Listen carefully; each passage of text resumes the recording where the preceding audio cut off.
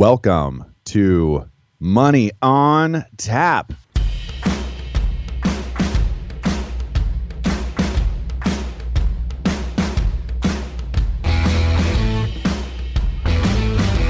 Money on Tap, your personal finance headquarters, where we bring out the professionals' experience and some fun in what we call three-dimensional investing, utilizing insurance, brokerage, and fee-based planning.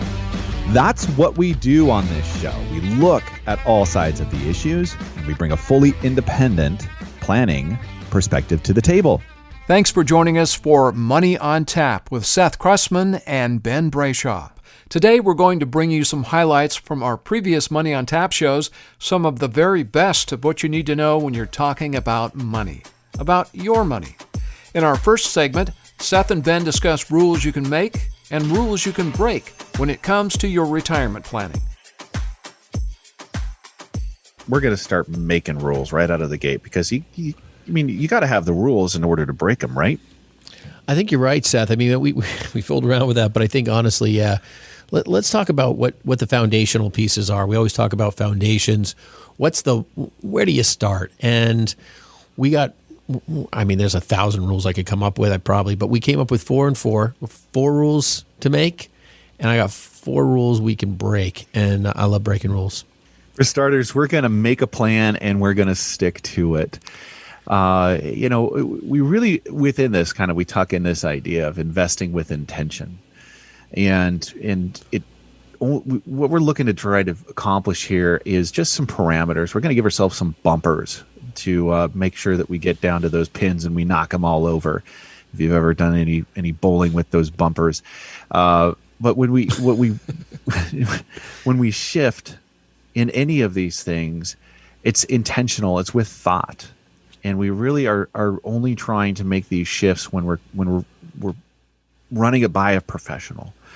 Because, we could come up with a new plan every day if that's what we're doing. And really it's not going to allow you to get there and to accomplish the goals that you've set out and work within, the parameters of, returns within a market or the tools that we're using to try to create usually income within that.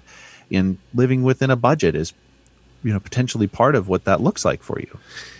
Yeah, Seth, I like that Andy Stanley. It's a Bible study I did years and years ago that it's called Guardrails, and I love the idea of the visual of the car going down the road. And you got these guardrails on both sides. You never intend to hit the guardrail, but the guardrail is there to protect you. It's the bumper car, right? It's it's that thing you never want to hit it, but it's there if you need it. Same idea of you bowling. Bowling's a good example too, right? You got those rails going down so you don't go into the gutter. It's the same concept. And, making a plan is the guardrails. We hope not to have the bad scenario of the plan. It'd be great if we had the good scenario. You're probably not going to be on either side of those guardrails with a good planner, but you have the guardrails. Because you can't plan for every contingency, but there's things you can do to make retirement strong and be what you want. There's just so many pieces we're going to get into here. But yeah, those guardrails are really important, and that's why we say make a plan, because if you don't have a plan, you don't even know if you hit a guardrail yet. I'm reminded actually of that Fidelity commercial. We just talked about Fidelity quite a bit, but it's the commercial where it's the couple that comes in and sits down, and their son-in-law and daughter are moving into the city, and so they have a grandchild, and they say plans change.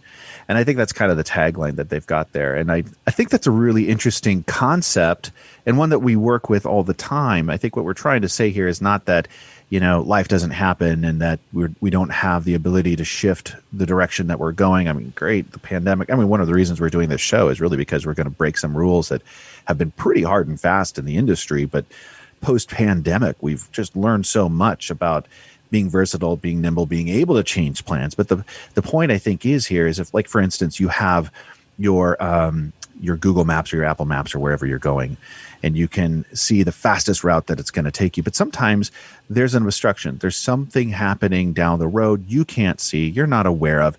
And that's where in the planning world, we come alongside you and say, hey, we're going to go ahead and we're going to get off at this next exit. We're going to do a little detour here. And then we're going to, see some countryside, and we're going to get it back on track. Ultimately, we're going to get you where you want to go. Yeah, no, absolutely. I think, and this kind of number 2 tandems into this a little bit, and it might be some crossover, but, maintaining a disciplined investment approach. Some people would call this asset allocation, focusing on your asset allocation, maintaining that, maybe you're 60-40. But, people say, hey, listen, you want to own a certain amount of equities and bonds. Take your age, subtract, that, and that's the percentage of bonds you should own. As you get older, your bond allocation should get bigger, and and own less stocks. But maybe the market's not the way you're. Bonds have really taken a hit. We've talked about that on the show multiple times. The yields are lower.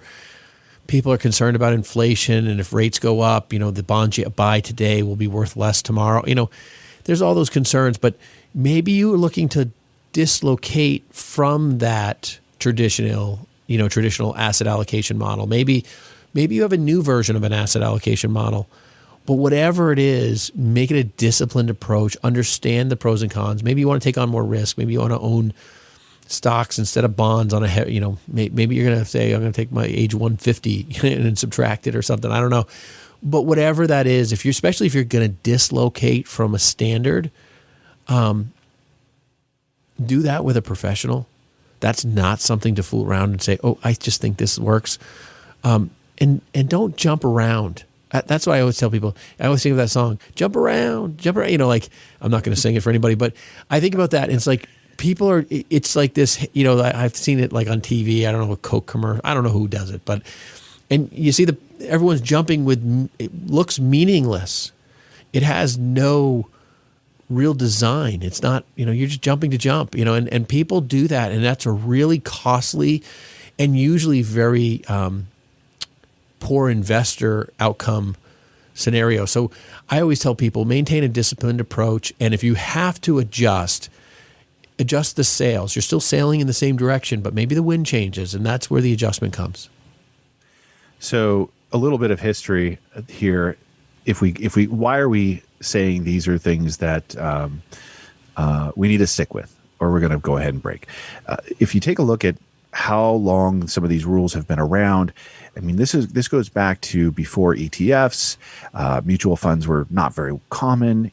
People had just stocks and bonds, and that was what they were buying these individual things, or equities or bonds with. And equities, we mean stocks, but now that could be a mutual fund, that could be an ETF, it could be all these different things to create that side of the equity portfolio.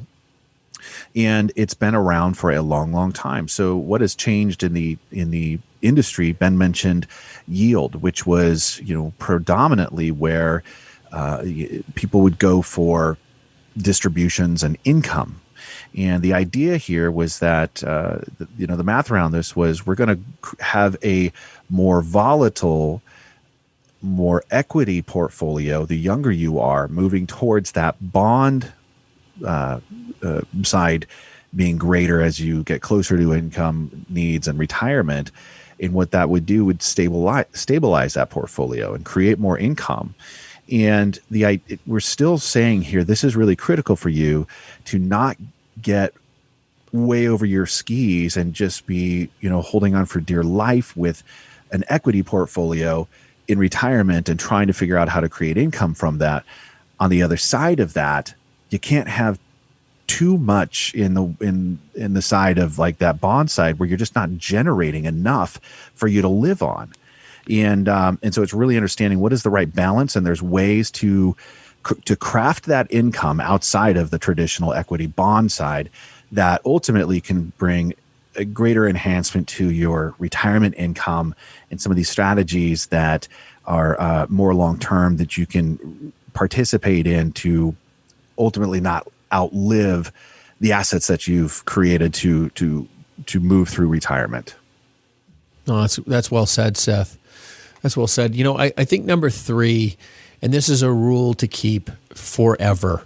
Don't take lump sum distributions from retirement. That is probably the worst way to access money. Lump sum distributions just create a almost invariably bad scenario in your portfolio. And I see this happen. It's like the market's always down when people do lump sum distributions, and that compounded loss just kills them. And we use that analogy where, if you have 100% of your money and you take out, if the market goes down 10%, you're down to 90% of your money. And then you take out 10%, you take out, 9% at that point at 90%, you're down to 81% of your money. Now, mathematically, it's about 24% to get back to square one. Now, you have to outperform this 10% loss in the market with a 24% return. I mean, it's really... Well, that just doesn't make any sense, though. No, I know. I mean, I take a 10% loss. I should only have to take get 10% to be back in the game, right? Why 24%? Yeah, it doesn't work that way. That's the way the math works. So, I think the thing is that lump sum distributions create that. We always encourage people to build a cost analysis of all of your expenses. Break it down. Figure out what it is monthly. Even if you pay something annually, I encourage people to take it out monthly. It's called dollar cost averaging. Most people use that as an investment style to invest into, but it should also be a take out of. And people who do these lump sums almost invariably get hit hard at a particular time. Like if you take your money out every end of March, April, second quarter, and you did that last year during COVID, market was down 36% at one point. That's a huge hammering. You're listening to the best of Money on Tap. And in this next conversation, Ben and Seth look at how different personality types view money, and in turn, affects how money is invested. Welcome back. You're listening to Money on Tap. You can reach us at 855-226-8551 or info@yourmoneyontap.com. We are talking about personality types. There are several personality types when it comes to working with money, and it's not all bad, but it's one of those things that we find really interesting when kind of working in behavioral finance and trying to understand why do people do with their money. Well, do what Seth, they do with their money. You say that, and just what comes to mind, I think about the fact that the behavioral piece of this is something that we have to help people through. Because whether you're a saver or, a spender or a worrier, all the different, we have to work with that person because we have to get them to a point where they can get to a healthy point. And that's, sorry, as you're saying the behavioral finance, that's a great point. Yeah. So what kind of a personality are you would be, I guess, what Ben's talking about there and trying to apply that and understand it in our personal journey with finance. We all have a relationship with money. And we're gonna have some of these traits that are going to be more prevalent than others. Yeah, that's for sure. And I think the thing that is the most interesting when we meet with clients is the combination of the personality traits when someone comes in. Right? You have a husband and a wife, and one person thinks one way about money, and one person thinks almost completely opposite. It's either almost agnostic or completely in the he takes too much risk, or she doesn't let me do what I need to do, and I do all the work, I don't handle any of it. They don't want to even come in, they don't even talk, they don't even like even thinking about money, it's not their thing. I mean, I can name 1,000 different phrases out there that represent any one of a zillion. I mean, we have 8 personality types today to talk about, and I think if you're listening to this show, you say, well, I kind of know I'm this or I'm that. But I think the benefit you're going to get out of this is to understand when to combat the natural inclination of the personality type you're kind of born with, or you've learned, or you've acquired, to get yourself to a better balance, right? I mean, we all have inclinations to do one thing or another, and finding that median is really important. So, because when you approach money and you approach financial decisions and so forth, it, like Dan said, it's an emotional decision. Everything is emotional around this. So if you can understand all the personality types and start challenging yourself to become balanced and to make sure you're not drifting into one versus the other too much. I think it's probably most important, and we see it every day with clients, is, for you out there as an investor to understand what your personality type is. When the topic of money and investing comes up, what's that initial gut reaction like? And just so, the importance in understanding that is so you don't create roadblocks for yourself. You're not creating blind spots, that you're able to keep an open mind to the conversation ahead of you, understanding that when certain topics and thoughts come up, that you're going to have a natural reaction to it, because it's, you don't want to have those things stand in the way of making the right decision and creating the best opportunity for yourself down the road. So that little bit of self-awareness and comprehension of what's just natural for you to react in terms of making big, very important, kind of longer-term decisions. Trust the guidance that you get from your advisors is what I guess the bigger point. Make sure that your own personal inclinations don't prevent you from hearing what's being said. Well said, Dan. Before we get too far down the road, you can reach us at 855-226-8551 or info@yourmoneyontap.com. And if you're listening to us on the radio today, we are a podcast as well. So if you missed something and you want to go back and grab that information, find us at Money on Tap on any one of the podcast venues. And we appreciate you listening. And we also, we love the call-ins and the activity that you guys are creating out there around the content that we're trying to deliver here today. So we've got, first and foremost, probably one of our favorites to see is a saver. And how do you know that you're a saver? Well, you might put away money endlessly, sometimes without any kind of a real goal in mind. It's just kind of a compulsion to you have to save. You might also be saving money just because it's what makes you feel secure in life. That's usually one of the goals or one of the things that's kind of an underlining motivation. If you're a big money saver, you're probably also very frugal. You might find that friends will come and ask you for advice on what phone company is cheapest or where the best deal in town for burger this week is. Yeah, Seth, I think as we go through the concept of saver, right, it sounds great. Like if you're listening to this show and you're saying to yourself, I'm a saver. I'm the responsible party. I'm the person who's got it under control and I'm putting money away. It's like, that sounds really good. But, as I think about savers, we love meeting savers.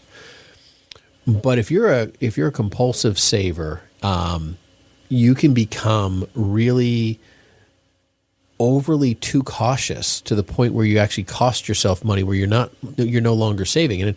And one of the things we've talked about on the show a number of times is the concept of inflation. Like in this inflationary environment that we're facing and we're talking about, if all you're doing is saving money in the mattress, like we talk about the $46,000 that guy found in the attic in Massachusetts, it's still only worth $46,000. Exactly right.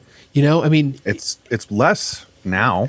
Compared to what it was then, it was like $500,000. Yeah, it was almost $500,000, and today it's worth $46,000. That person lost money, but they were a saver. And so when you think about that person never pulled the money. Somebody who put the money up there, $500,000. If I put $500,000 in my attic, and I went through the depression and everything else, and at some point in time I never pulled it out, I became an unhealthy saver. And I think people have to understand there's both healthy and unhealthy in each one of these categories that we're going to probably talk about. Now, maybe not everyone will have a healthy or unhealthy, but people, say, well, I'm a saver. And that just like, well, in a cultural environment, that just sounds good. Like, oh, you must be responsible. But that's not necessarily the case. And in this example, it's just actually like literally the perfect, money in the news article out there is to say, hey, saving isn't all what it's cracked up to be. I grew up in, like probably all of us, my grandparents survived and went through the Depression. My parents were severely impacted in their growing up by that whole mentality and that kind of experience from the generation before. So saving was critical. My family very much was into, if you have an extra dollar, you put it in the bank. And it was just automatic. It was just what was expected. And that's the advice that they'd gotten through the generations. But later in life, when I was kind of beginning my career in finance, I got this other tidbit that I had heard someplace, and I can't even exactly place it, but it was profound, and I still live and believe it today, is that you can't save your way to wealth. You can't do it. You cannot possibly save enough. You have to invest. That's a great line. Can't save your way to wealth. Can't do it. Yeah, there are several drawbacks to being, unbalanced in this relationship. You might be missing out on hobbies, and you might be passing up on time with your family, taking a vacation, even. If that's the motivation behind why you're not doing something, that there's an imbalance there, and there is definitely a sacrifice. And whoever buried that 46,000, they passed up a chance to take a vacation or buy that car or do whatever it was, and they died before they told anyone where the money was. Yeah. Number two, well, folks, not the saver, the spender.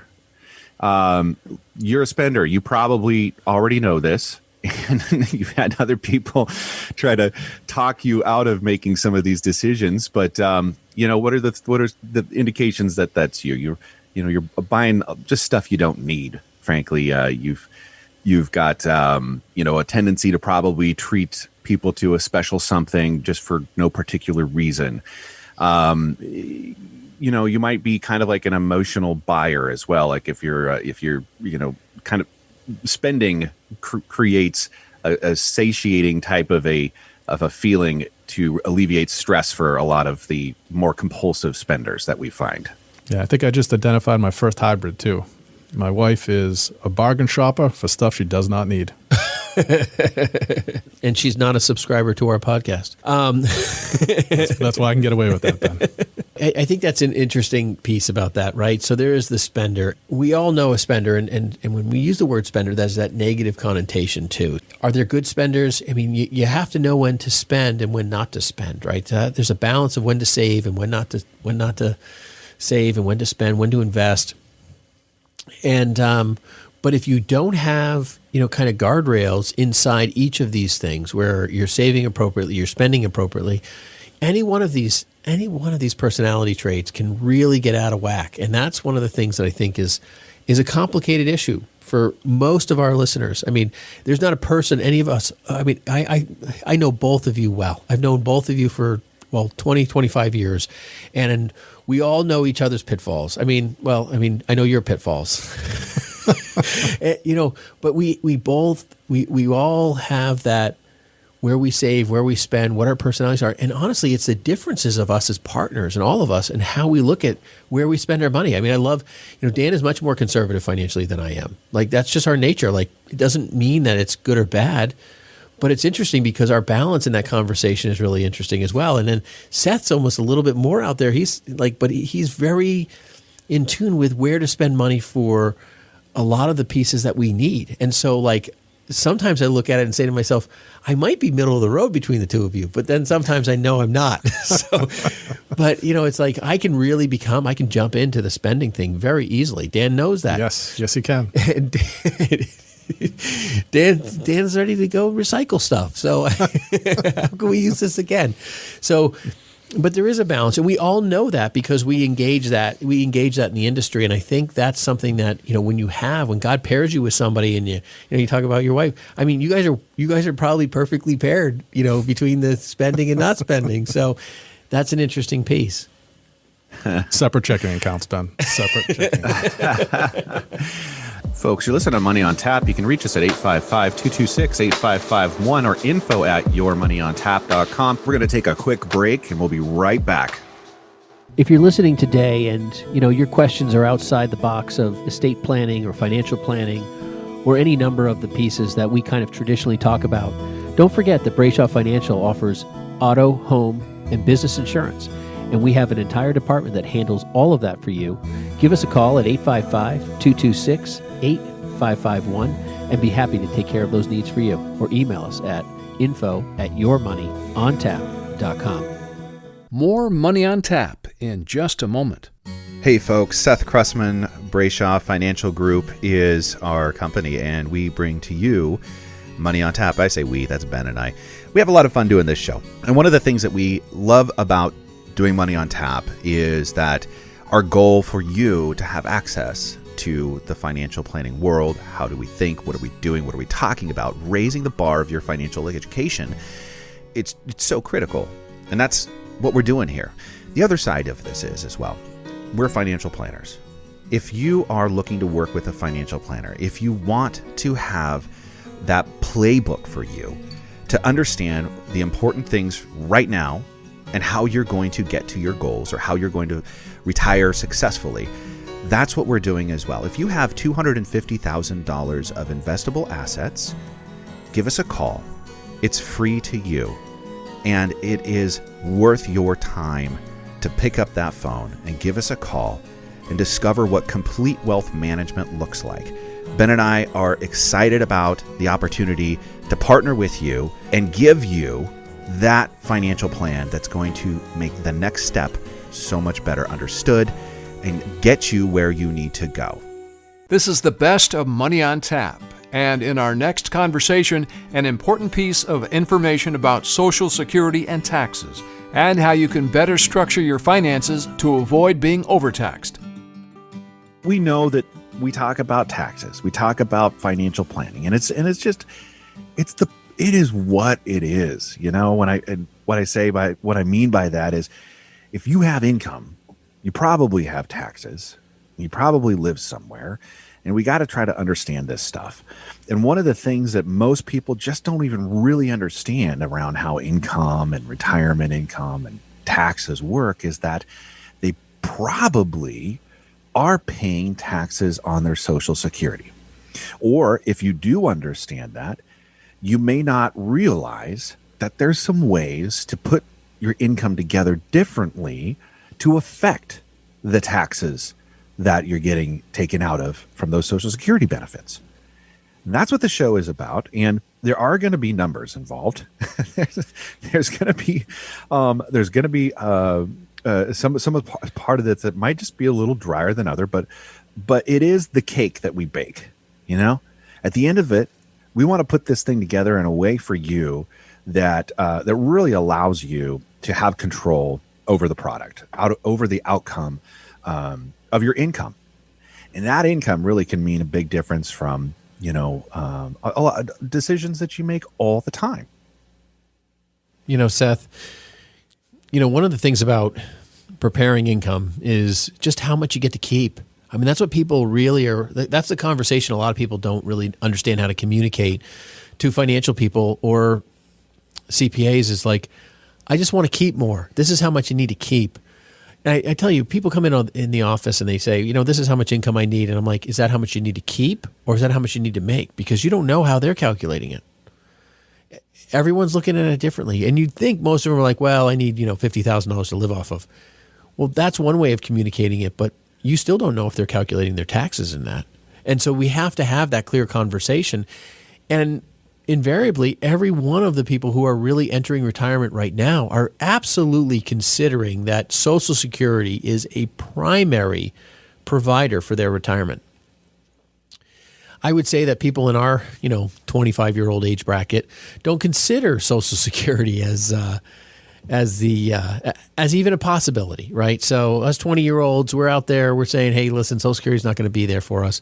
And folks, I'm just kidding, we're not in our 20s. But that's really, there's a big disparity between ages of who thinks Social Security is going to play that primary role or be an instrumental part in their retirement and who doesn't think that. And everybody in between has some variable of that. I mean, I honestly got to tell you, I'm not sure that Social Security is going to play much, if any, role in my retirement. I just don't think so. I'm not preparing for that. I mean, the clients I work with in our age bracket, I communicate that. I'm not sure. I know it's by the claims paying ability of the U.S. government and yada yada yada. But in my last Social Security statement that they mailed to me, which was forever ago, said in 2034 they were going to run out of money in Social Security. So to me, that tells me they're going to run out before I retired. So those are the kinds of things that I'm concerned about. And I look at the $100 and some odd trillion of, basically unrealized, expenses we have coming as something that we're not really sure that our government's going to be able to pay. And that makes a big deal. So in the early years, it's important to see how you can maximize your income.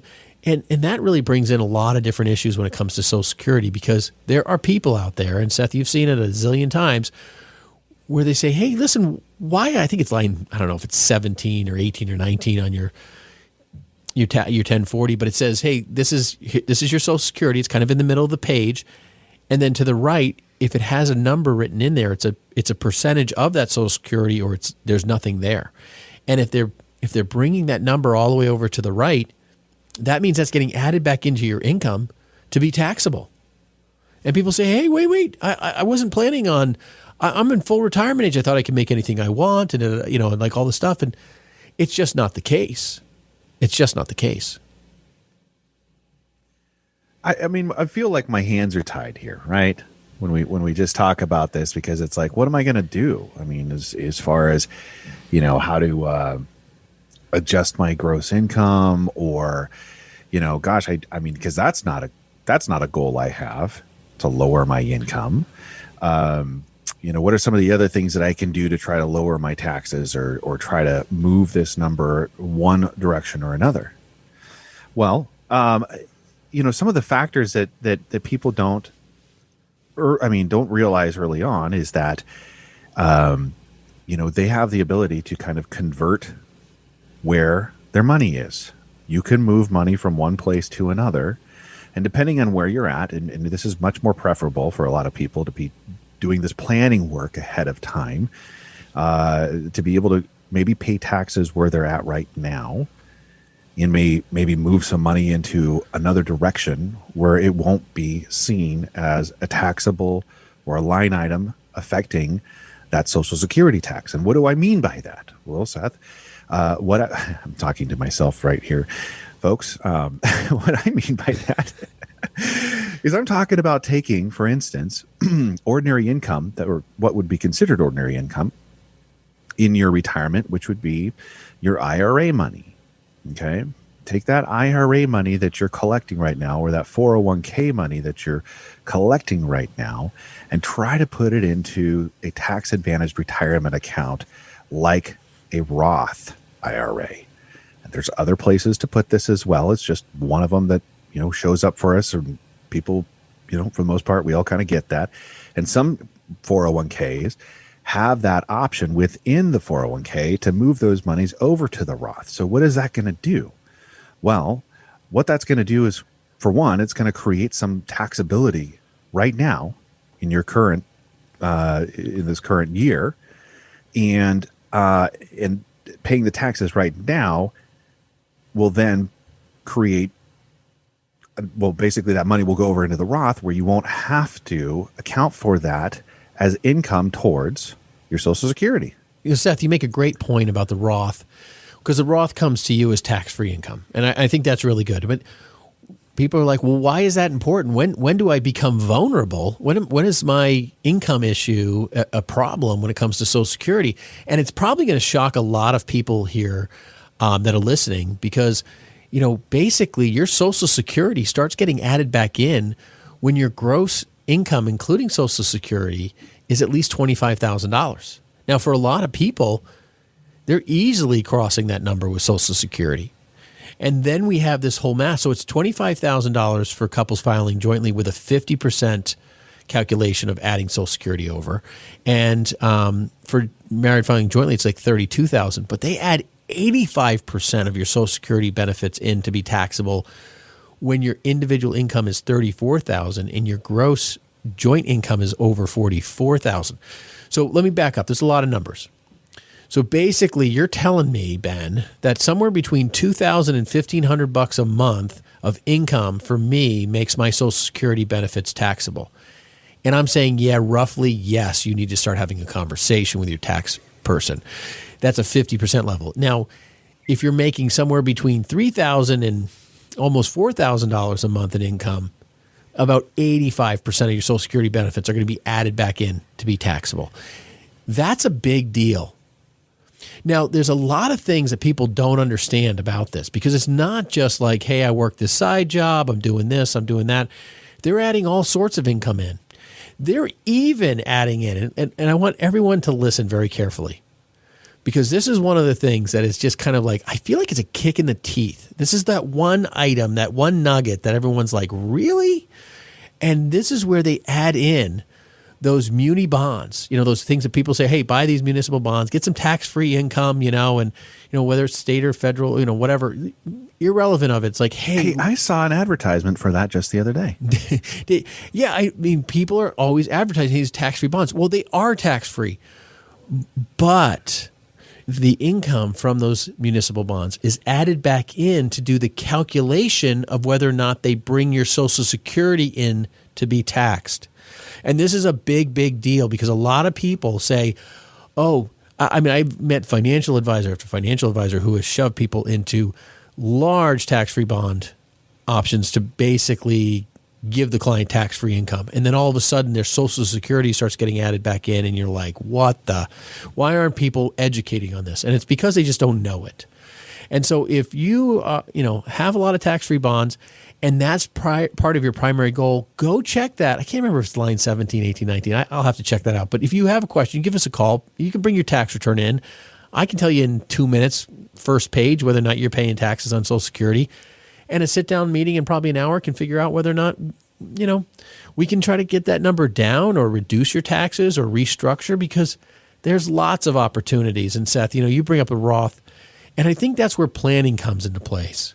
We talk to people all the time, and they don't want to pay an advisor to do their work, and they don't want they've been educated that fees and expenses and commissions and all this stuff, they're just bad. They're all bad. Well, if you're not getting anything for it, I would say you're overpaying. I would say it's not bad. And yeah, am I biased? Is that how we get compensated? Absolutely. That's who we are. But if you are paying an advisor to provide you income as much as they possibly can, and they don't know these simple moves to help you, that's how we pay for our services. We bring value to the table. And so that's one of the things where I think a lot of people here, listen, if you own muni bonds, you need to really be aware of this because that is going to impact your Social Security and whether it's taxed. Thank you for joining us today for the best of Money on Tap. We saw some stark changes in business practices when our world was turned upside down with COVID. Many financial advisors were staying home, and many are still staying home when they conduct business. In this segment, Ben and Seth discuss the adverse effect this can have in serving their clients. We are talking about where was your advisor when? And you can fill in the blank there on that. There's certainly a lot of opportunity. And as financial planners and financial advisors here at Brayshaw Financial Group, there's ways that we take a look at ourselves and say, gosh, I wish I could have, or I could have shown up differently in that situation. We're just human beings, right? But there's also that question that runs throughout our practice that has created an environment here that is probably very different than what most people experience working with financial planners. And we're going to talk a little bit about that today. But I think, first of all, there was an article that Ben found. And I do like Ben, I appreciate you giving me credit on the article that I found about Richard Branson and that you liked it. I'll go ahead and give you the same back. I really like this article. I'm glad what you found here. Well, this was just in a Financial Advisor magazine. I just thought it was interesting, but you're welcome, Seth. And thank you in return. It was just interesting, and I think this is what really kind of got me. We were talking about shows, and I just said, there are differences between financial advisors. There's investment differences, there's personality differences, there's strategic differences, there's types of investing that people do or don't do. We're going to talk a little bit about the different types of advisors. We are three-dimensional advisors, as we call ourselves, because we work in brokerage, fee-based, and the insurance realms. We bring all of those together, which is not necessarily a common piece to the story. But when it really comes to where you stand in commitment, I think there's something to be said to that. And one thing that we have done here, and we talked about it earlier in the show, was we decided as a group to remain 100% open. We had been given, the letter by the Department of Treasury, basically a get-out-of-jail-free card. We could go travel anywhere we needed to do. We run a compliance portion to our company where we oversee other financial advisors. So we have a lot of infrastructure here that we have to maintain and adhere to. And so when we sat down, we had this conversation, we really broke it down and said, we cannot accomplish or meet the goals of our clients remotely as well as we can here at our office with the tools, the information, the structure, the files, everything would be delayed. The process to get anyone's information done. We could do transactions, but could we do them as well? Can we have our meetings? Can we do all the pieces we need to do if we're not here at our office? And when we came down to the fact that it just isn't possible, that everyone would lose on some form or fashion if we went 100% remote. And, it's interesting is because I think every listener knows that exists on some level. I mean, I think we all intrinsically know that, not as much work gets done. You get distracted. Kids are running. Can you get your work done? Yes. But our trading realm is between 9:30 and 4. If the child runs in the room at 3:50 and I'm trying to get a trade through, and that doesn't happen that day, that's an impact that is time sensitive. So we have so many time sensitive things in our world that remoteness we knew would jeopardize some of that stuff. In this industry, more than most, time is money. In that example you just shared, I mean, one trade day to the next, if you miss execution, there's a good chance you just cost somebody something. And that's the kind of reality that, we just felt we just couldn't allow to creep into the practice. That's just not the way we do business. Yeah, and then this first article that Seth was referencing was, it had a statement in it. It's 34% of wirehouse advisors say their firm stumbled during the pandemic. That's wirehouses. We're not wirehouse advisors. We are independent advisors. We work for ourselves. We work with an independent broker dealer, and people don't tell us what to sell. We're not employees for another firm. But 34% of wirehouse advisors reported reduced levels of support from the home office, and 29% cited disruption of business services, the study said. Wirehouse respondents said they experienced these negative effects at about double the rate of non-wirehouse and independent advisors. So the independent advisor space was significantly less interrupted in general.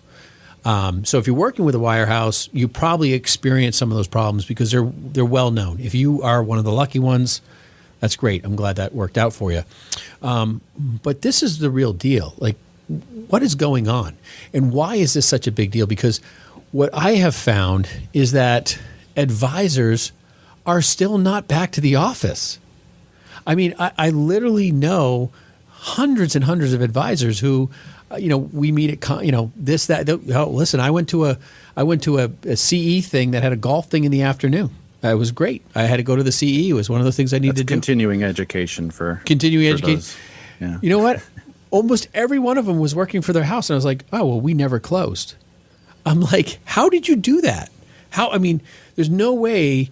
I really don't think there's any way you can provide the level of service and competency and response time in a remote environment in the financial world. I mean, we're so dependent on our assistants and the help that we have in our office, and the vast difference between getting up from your desk, walking down the hall, and grabbing someone's attention versus sending a text, making a call, sending an email, wondering who's where, and it's just the simple human connection to relay instructions, face to face versus leveraging technology. It's just incredible. Well, I think it's funny too that we didn't just have a normal environment. Like, it wasn't like, hey, everyone's getting their coffee at the thing. We had all our staff. We had all our kids in here. I mean, we literally hosted a classroom. We have classroom seating in one of our conference rooms, and we had kids in there. We had the parents rotating in and out, teaching their kids. I mean, we've talked about it and joked around about it on the show a couple times, but in reality, that's exactly what we did. I mean, I literally know all of our employees' kids by first name.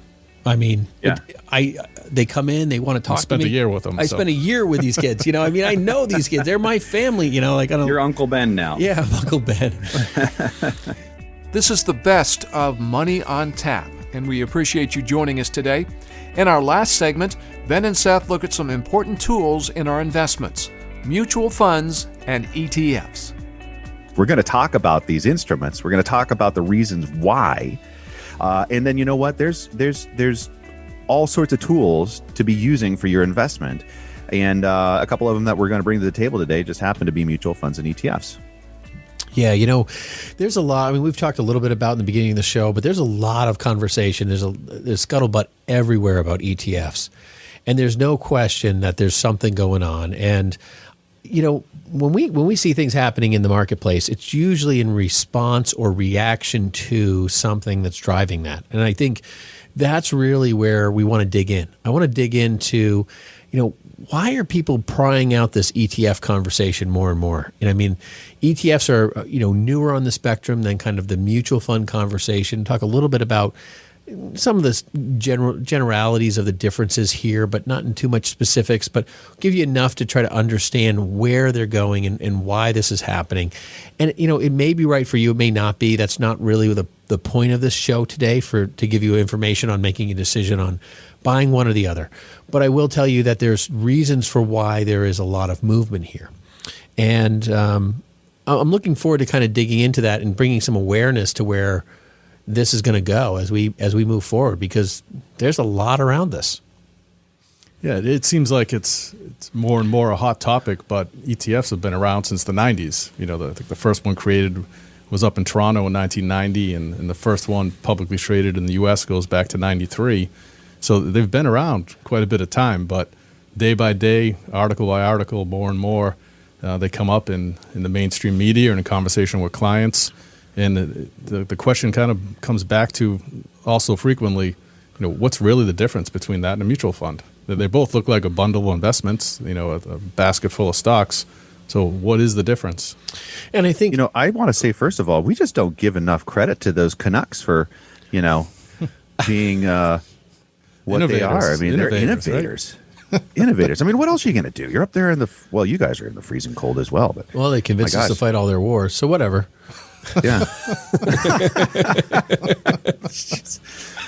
Oh my gosh. They're smart. So, I think from a disclosure standpoint, we use mutual funds and ETFs here. We use them in our managed platforms. We use them in different various forms.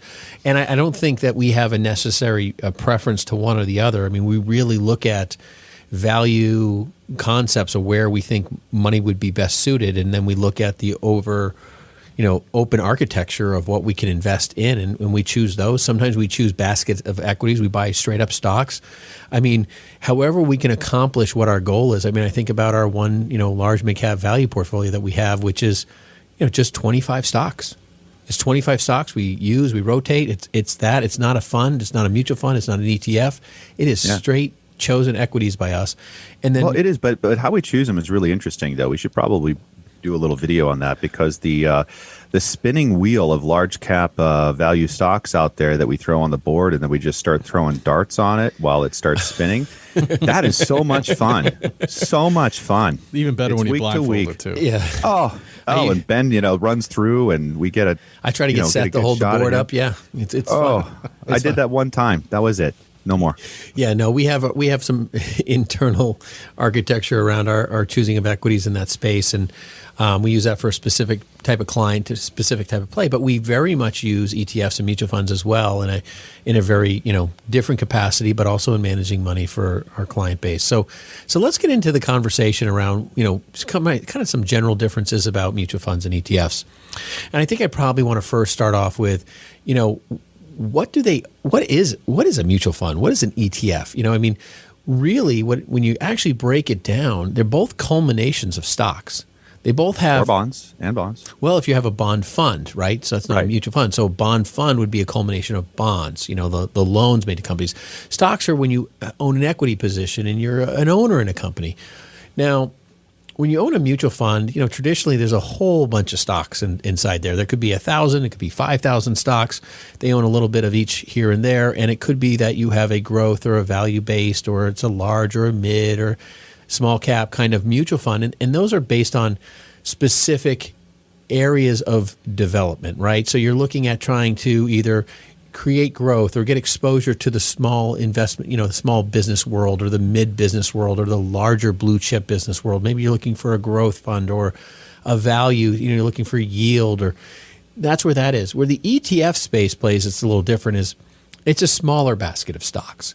It's 50, it's 100 stocks that are underlying, and they're all usually domain specific, right? So if you bought a gold-based ETF, and I'm not promoting gold, but it would have a gold miner, a gold refiner, a gold, whatever, transporter, but it would all be associated with that domain, a sector of some sort, and it would be focused on that. Like if you wanted to, So you can buy commodities, basically, is what you're saying. You can have commodity ETFs. yeah, you can have anything that you want in a specific sector and go find that. If you want a technology-based ETF, it might look and smell more like a mutual fund mix, but it'd be technology only. And so, you really have to understand how they play. So people who invest in sectors, okay, they go usually ETF, or that's been kind of the recent theme, right? And if you want to be generalities in the whole marketplace, and you don't really care if you own McDonald's and Microsoft in the same investment,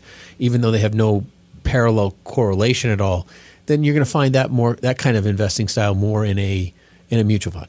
And so that's really the overall. I think that the ETF is more rules based. Yeah. It's set out to track a specific sector or a specific industry, and that's the goal of how it accumulates stocks. They have to be focused based upon whatever that pre-selected sector is, whereas a mutual fund, there's generally a little bit more discretion in the hands of the manager to pick and choose stocks within a somewhat defined realm, but a lot more discretion there. Yeah, and you can find all those rules to any one of those things that you own in the prospectus that you should absolutely ask for, and will be delivered to you upon opening an account with us anyways. So those are the types of things that we're doing, but there has been this kind of overwhelming conversation in the industry, and I'm just thinking about Seth, if you want to just jump in on that dimensional funds article, I think that's really a very interesting piece that kind of triggered this whole conversation. Yeah, happy to do that. Really, the what has happened when we were talking about a massive move in the industry right now is a company that is called Dimensional Fund Advisors, typically a mutual fund company. That's how they predominantly warehouse their investments. And for the most part, to even have access into these DFA or Dimensional Fund Advisors pools of money or investments, you really have to work with an advisor that's they have like a certification that they go through to work with these DFA funds. So what has happened there is they've had pretty much everything that they're working with in mostly like a passive type of a allocation, and they're really like using laws of large numbers, some really interesting math around why and how they allocate, but they've been historically kind of losing out on the tax-advantaged ETF. They've been using tax-advantaged mutual funds, but the mutual fund, the way a mutual fund is set up, is not it's just doesn't work as well for non-qualified accounts for the most part, even though their turnover in their mutual funds was designed to be very low, creating a very low tax scenario for those non-qualified monies. They've made a decision with 4 of their funds to move them over into an ETF wrapper. And it's ultimately what this is doing is it is opening them up to a public marketplace, and out of that DFA, holding where they've been only been able to be used by the DFA advisors. Yeah, I think this is really very interesting because, DFA used in a lot of retirement plans throughout the country. It just, none of this tax issue even matters. So if you own dimensional funds or you have a mutual fund out there and it's sitting in your 401k or your SEP or your IRA or something like that, if you have some exposure to that, this tax scenario means nothing. So, a lot of the hoopla is attracting attention for people in areas that it doesn't really mean anything. I mean, there's no tax advantage either way. Like, it doesn't matter if you own an ETF or a mutual fund in your retirement plan. It's IRA, 401k, SEP, simple, Keogh, all retirement funds. Any retirement plan you could possibly dream of, it's not going to matter. You've been listening to Money on Tap. You can reach us at 855-226-8551 or info@yourmoneyontap.com. We've enjoyed the show today. We've been grateful for you for joining us. We thank you for calling us and giving us an opportunity to speak into your life and be trusted advisors with you. That's something we hold really sacred, and we want to appreciate you for that. So thank you so much. And we just also want to appreciate you for allowing us to be who we are and have fun with what we do on a daily basis, which is financial planning. You can also find us at Facebook. We're at /3D Investing. We're also on Twitter at BFG_LLC. And as always, you can also find us at yourmoneyontap.com.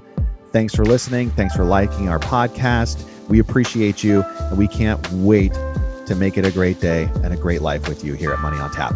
The views expressed are not necessarily the opinion of this radio station and should not be construed directly or indirectly as an offer to buy or sell any securities mentioned herein. Investing is subject to risks, including loss of principal invested. No strategy, product, material, or tool mentioned can assure a profit nor protect against loss. Please note that individual situations can vary. Therefore, the information, products, materials, or tools mentioned should be relied upon when coordinated with individual professional advice. Past performance is not a guarantee of future results. This show may be subsidized in whole or in part by a product sponsor or issuer. Securities and advisory services offered through SagePoint Financial Incorporated, member FINRA SIPC, and a registered investment advisor. All other services offered through Brayshaw Financial Group LLC are independent of SagePoint Financial. SagePoint Financial and Brayshaw Financial Group do not provide tax or legal advice. Main office is located at 116 South River Road, Bedford, New Hampshire, 03110, and can be reached at toll-free 855-226-8551.